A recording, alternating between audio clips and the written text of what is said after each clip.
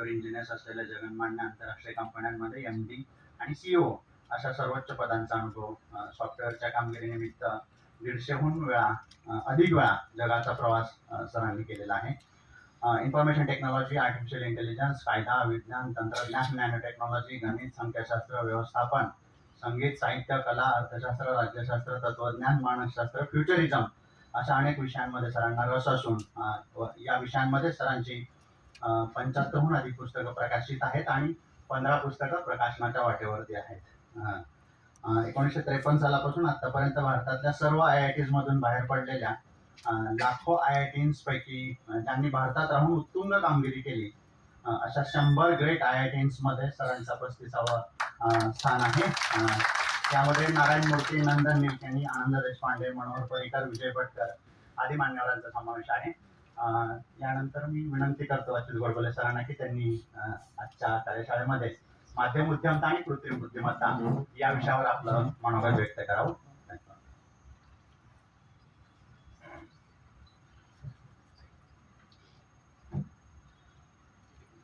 नाही, ठीक आहे.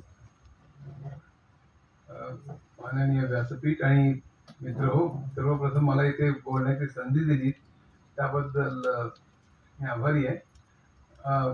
एक तुम्हाला सांगतो की आर्टिफिशियल इंटेलिजन्सनी आपल्या सगळ्या क्षेत्रांमध्ये प्रचंड धुमाकूळ माजणार आहे आणि हा धुमाकूळ आपण लक्षात घेतला नाही तर आपण संपूर्ण म्हणजे खूप मोठ्या प्रमाणावर मागे पडू, फेकले जाऊ.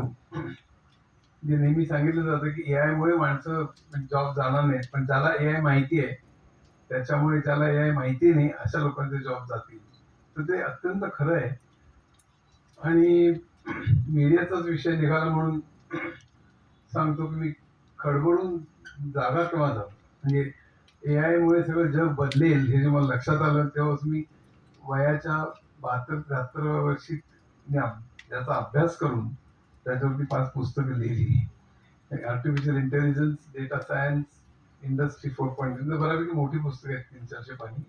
आणि त्यात इंडस्ट्री 4.0 जरूर माझ्या मते वाचावं, माझंच नाही कोणाचंही वाचा. पण त्यामध्ये मी मेजर 8 ज्या टेक्नॉलॉजीज आहेत, artificial intelligence, 3D printing, cloud computing, 5G, IoT, IIoT, internet of things आणि industrial internet of things, AR, VR म्हणजे augmented reality, virtual reality, blockchain वगैरे अशा सगळ्या टेक्नॉलॉजीज कशा चालतात हे मला वाटतं प्रत्येकाला कळलं पाहिजे. त्याचा अर्थ तुम्ही तज्ज्ञ व्हा, त्याच्यात कोडिंग करायला नाही वगैरे असं नाही. पण उद्याचं जग या सगळ्यांनी बदलणार आहे. सगळ्याच्या मध्ये प्रमुख आर्टिफिशियल इंटेलिजन्स. आता तर इंडस्ट्री 5.0 आलेलं आहे, त्या पुढे घोडदौड चालू आहे. ते सगळं कसं झालं मी थोडक्यात सांगणार आहे. आपला वेळ फार कमी आहे, पण मी तेवढ्याच मी खडबडून जागा केव्हा झालो आणि त्याचा मीडियावर काय परिणाम होणार आहे हे तुम्हाला सांगण्याकरता एक फक्त मी हे सांगतो की समजा ChatGPT तुम्ही प्रश्न विचारला की ताबडतोब तो उत्तर द्यायला सुरुवात करतो, विलंब न लावता. एका सेकंदाचा आहे. तो कसा करतो अजून जादू आहे. ते LLM कसं चालतं माझ्या मोठ्या भाषणात मी बऱ्यापैकी सांगतो, पण आता वेळ नाही आहे. प्रश्न असा आहे की तुमच्या कोणाची तुम्ही सांगितलं की मला अमुक माणसाच्या विषयी कविता करून दे, त्याच्याविषयी काहीही माहीत नसेल तरी सुद्धा तो कविता करून देतो. मग इंटरनेटवरती वेबमध्ये काही काम केलेलं नसेल तरी सुद्धा त्याच्यावर तो खूप चांगला आहे वगैरे बाता मारून तो कविता करतो, हॅल्युसिनेशन करून. तो जास्तीत जास्त प्रॉबॅबिलिटीचे शब्द जमवून तो कविता करतो. त्याची माझ्याविषयी बऱ्यापैकी अवेलेबल आहे. 80 पुस्तकं झाली आहेत. त्या पुस्तकात परीक्षण आहेत, माझे लेख आहेत, माझ्यावरती लेख आहेत वगैरे असं सगळं. आता ते ChatGPT माहिती आहे सगळं.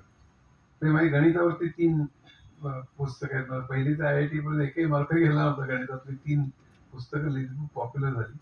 पण त्यामध्ये त्यानंतर संगीतावरती माझी 2 पुस्तकं आहेत, अर्थशास्त्रावरती पुस्तकं आहेत. हे सगळं माझ्या कौतुकाचं सांगत नाहीये, ते ChatGPT माहिती आहे. तर माझ्यावरती एकाला कविता करायला सांगितली माझ्या एका फॅननी,